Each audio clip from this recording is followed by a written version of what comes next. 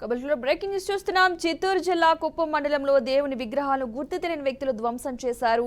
బసనాడు పంచాయతీ గొల్లపల్లి గ్రామంలో ఈ దారుణమైన ఘటన అయితే చోటు చేసుకుంది. సార్వత్రిక ఎన్నికల్లో గొల్లపల్లి బూతులు టీడీపీకి ఎక్కువ మెజార్టీ రావడంతో జీర్ణించుకోలేని కొందరు దేవుని విగ్రహాలు ధ్వంసం చేశారని గ్రామస్తులు అయితే ఆరోపిస్తున్నారు. దీంతో గొల్లపల్లి గ్రామం దేవాలయంలో గందరగోళ పరిస్థితి నెలకొన్నట్లుగా తెలుస్తోంది.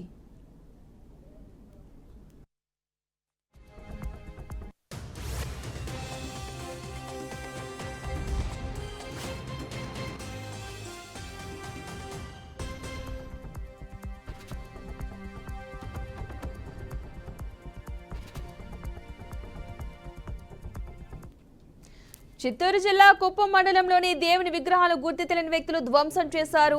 బసనాడు పంచాయతీ గొల్లపల్లి గ్రామంలో ఈ దారుణమైన ఘటన చోటు చేసుకుంది. సార్వత్రిక ఎన్నికల్లో గొల్లపల్లి బూతుల టీడీపీకి ఎక్కువ మెజార్టీ రావడంతో జీర్ణించుకోలేని కొందరు దేవుని విగ్రహాలు ధ్వంసం చేశారని గ్రామస్తులు అయితే ఆరోపిస్తున్నారు. దీంతో గొల్లపల్లి గ్రామ దేవాలయంలో గందరగోళ పరిస్థితి నెలకొన్నట్లుగా తెలుస్తోంది. ఇదే అంశానికి సంబంధించిన పూర్తి సమాచారాన్ని మా ప్రతినిధి గోపీనాథ్ అందిస్తారు. గోపి, చెప్పండి, ప్రస్తుతం గొల్లపల్లి గ్రామంలో ఎలాంటి పరిస్థితి నెలకొంది?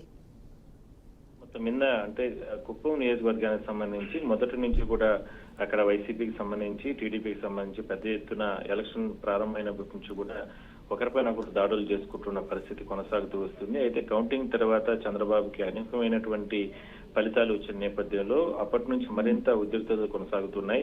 తాజాగా ఏదైతే ఈ గొల్లపల్లి గ్రామంలో కుప్పం మండలం కిందకే వస్తుంది, ఈ గొల్లపల్లి గ్రామంలో రాత్రి నుంచి కూడా ఒకరిపైన ఒకరు దాడులు చేసుకుంటున్నారు. ఇదే క్రమంలోనే కొంతమంది వైసీపీ ముఖులు ఏదైతే అక్కడ స్థానికంగా ఉన్నటువంటి ఆలయాల పైన విధ్వంసం సృష్టిస్తున్నారు. కొంతమంది దుండగులు తమిళనాడు నుంచి వచ్చినటువంటి దుండగులు ఈ దారుణ ఘటనకి పాల్పడినట్లు తెలుస్తోంది. అయితే దీనికి సంబంధించి ఇప్పటికే పోలీసులు కొంతమందిని మాత్రం అదుపులోకి తీసుకున్నట్లు తెలుస్తోంది. వాళ్ళపైన కఠిన చర్యలు, ఎందుకంటే ఇప్పటి వరకు కూడా మనం చూసాం రాష్ట్ర వ్యాప్తంగా చాలా ప్రాంతాల్లో దాడులు జరుగుతున్నాయి. అయితే ఈ దాడులు ఈ దేవాలయాల వరకు కూడా పాకుతుండడంతో ఒకసారిగా పోలీసులు కూడా అలర్ట్ అవ్వడం జరిగింది. హిందూ దేవాలయాల పైన దాడులు చేయడం కరెక్ట్ కాదంటూ కూడా ఇప్పటికే అక్కడ స్థానికంగా ఉన్నటువంటి వాళ్ళందరూ కూడా ఆగ్రహం వ్యక్తం చేస్తున్నారు. స్వామివారికి సంబంధించిన రకరకాల విగ్రహాలను అక్కడ సుబ్రహ్మణ్య స్వామి కావచ్చు, లేదా రకరకాల ఆలయాలు ఉన్నాయి, వాటన్నిటిపైన కూడా దాడులు చేస్తున్న పరిస్థితి కొనసాగుతున్న నేపథ్యంలో పోలీసులు కూడా అయితే గోపీనాథ్, అక్కడ గ్రామస్తులు ఏమంటున్నారు? అసలు ఆ దుండగులు ఎవరైనా పట్టుకోవడం జరిగిందా? అంటే కొంతమంది అంటే వైసీపీకి సంబంధించిన దుండగులు నేతలు కొంతమంది ప్రమేయంతో కొంతమంది దుండగులు వచ్చి దాడులు చేసినట్లు చెప్తున్నారు. అయితే ఒకరిద్దరిని మాత్రం అక్కడ గ్రామస్తులు పోలీసులకు అప్పగించడం జరిగింది. వాళ్ళని విచారిస్తే పూర్తి వివరాలు బయటకు వచ్చే అవకాశం అయితే ఉంది. అయితే నిన్న మొన్నటి వరకు కూడా కావచ్చు, లేదంటే గత వారం 10 రోజుల నుంచి కూడా రెండు పార్టీలకు సంబంధించి అధికార పార్టీ లేదంటే ఇప్పుడు ప్రతిపక్ష పార్టీ, ఈ రెండు పార్టీల నుంచి కూడా పెద్ద ఎత్తున ఉద్రిక్తతలు గ్రామంలో కొనసాగుతున్నాయి గొల్లపల్లి గ్రామంలో.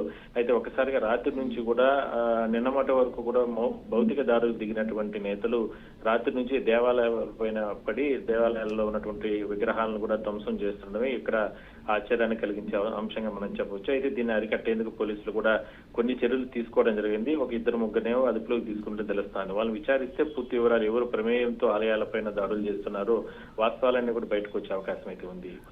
అయితే గోపి, ప్రత్యక్షంగా చూసిన వాళ్ళు ఎవరైనా ఉన్నారా ఆ గ్రామంలో?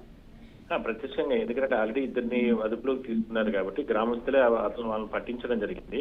అయితే మిగిలిన వాళ్ళు ఎవరు ఏంటి, దాదాపుగా 10 మంది దుండగులు వచ్చినట్లు చెప్తున్నారు.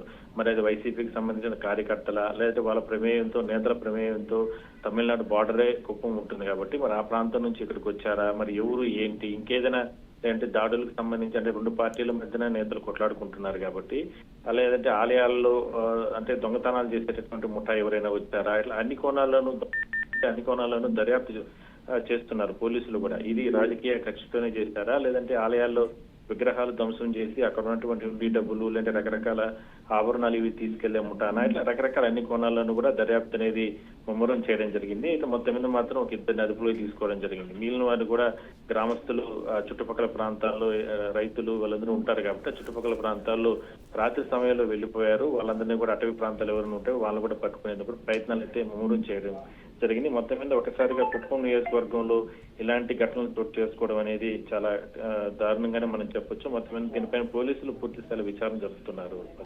Right, thank you Gopi.